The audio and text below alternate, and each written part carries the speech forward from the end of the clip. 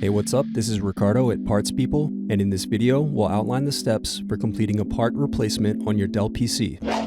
Visit our website and use this coupon for a 5% off discount.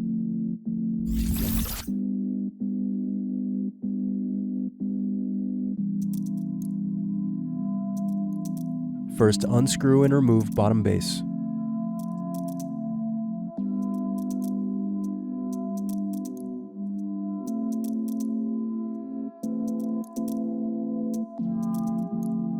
Now unscrew battery.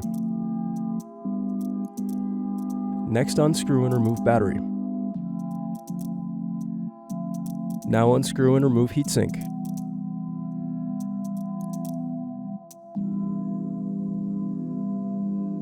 Thanks for watching. Don't forget to like and subscribe if you enjoyed this video.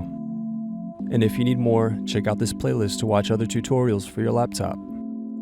You can also click here to find parts for your laptop at partspeople.com.